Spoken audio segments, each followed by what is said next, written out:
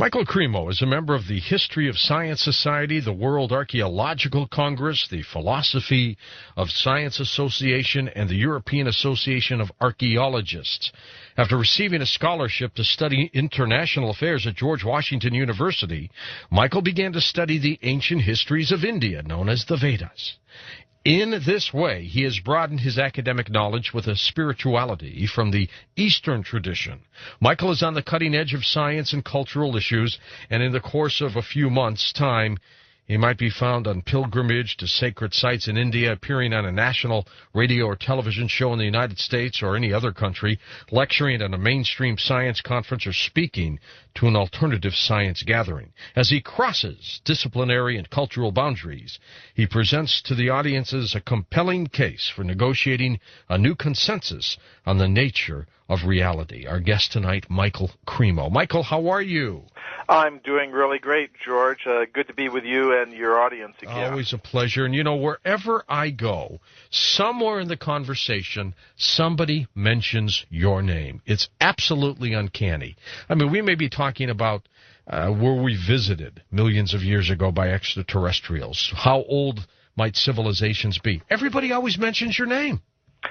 Well, you know, that's really gratifying. I'm happy to hear the words getting around like that. I sort of find it very interesting that such a great variety of groups of people invite me to come and speak to them. I mean, as you know, my main work has been in archaeological evidence for extreme human antiquity, but UFO organizations invite me to speak, paranormal organizations, theosophical organizations, yoga societies.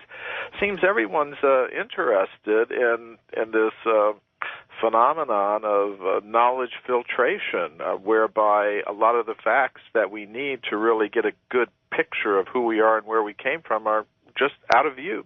I remember talking to you back when I was doing my local show in St. Louis out of KTRS, and I was just hooked when we talked about forbidden archaeology. I mean, the things we talked about, and we're going to go through some of that again because it is just so fascinating, some of the discoveries from millions of years ago. It is mind-boggling. I'm at a point, Michael, and I guess you are too, that this planet is much older in terms of human life than we really realize. And I think they were pretty technologically advanced, don't you?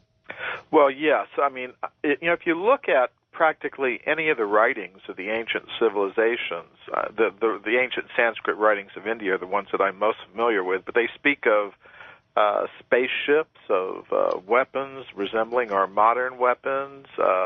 They had apparently the ability to look inside the human embryo and see what was going on. So it appears, yes, ancient peoples did have quite a bit of knowledge that perhaps some of it, that we're rediscovering. I think something very horrible happened on this planet, Michael, a long time ago. I don't know what it was, but something happened.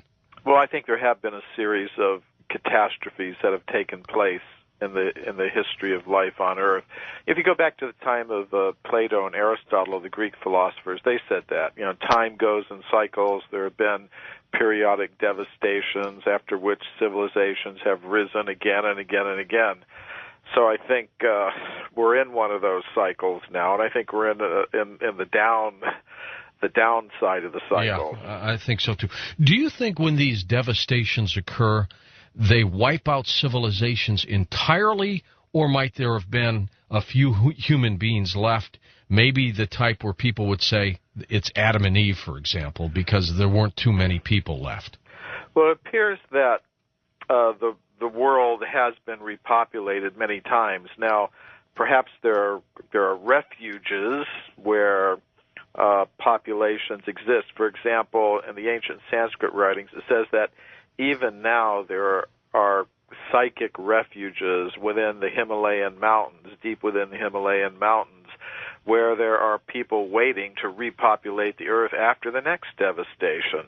So it could be something like that. I think we also have to consider the fact that you have to take a wider view and look at the whole universe and not just our Earth planet.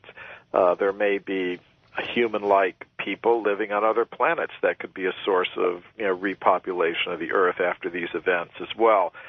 So, but I think it's very, very interesting. When I looked, at the standard paleontological history of the world, if you go back to the very beginning of the history of life on Earth up to the present, they say there have been 6 major extinction events that have taken place, the most recent one having been the one that extinguished the dinosaurs. When I looked at the ancient Sanskrit writings, I found something pretty interesting. It said that time goes in vast cycles. One of the cycles is called manvantars, and they last about 300 million years each. According to the ancient Sanskrit calendars, we're now in the 7th of these periods, which means there have been 6 before, and they tell us that between each one of them, there has been a devastation after which the Earth has had to have been repopulated.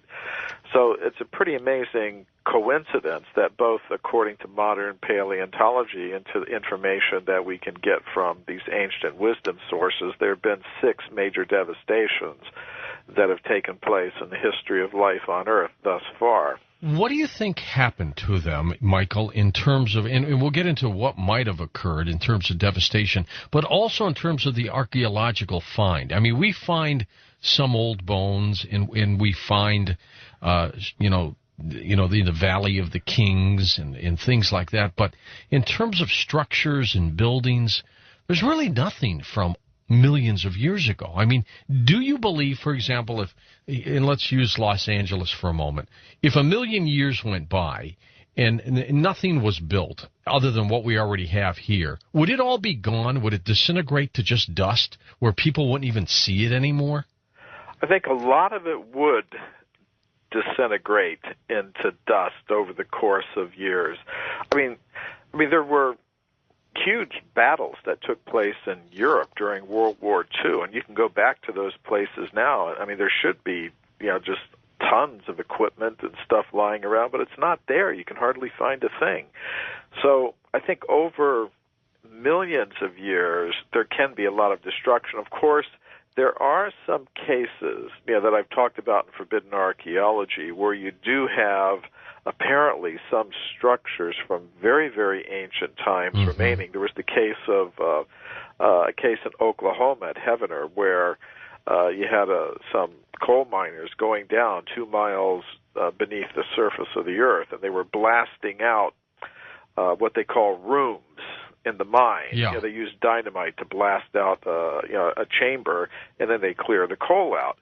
So these miners reported that they had blasted out a chamber, deep within the earth in this coal mine, and they'd found at the opposite end of the chamber, as they were clearing away the coal, they found a wall. And this wall, according to the report, was made of 6-inch polished blocks of stone, and they were so polished you could see reflection in them. 2 miles in. And if, like coal at that depth, that's about 300 million years old. That's from the Carboniferous period. So you're talking about something very, very ancient. And would that have been on the surface at that time?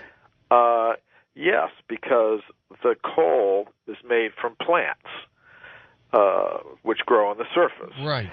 So at one point, it would have had to have been, at that level, it would have had to have been from the surface somehow, and it got buried, which happens. I mean, you can go to the Grand Canyon. You can see deposits laid one after another, going a mile straight down.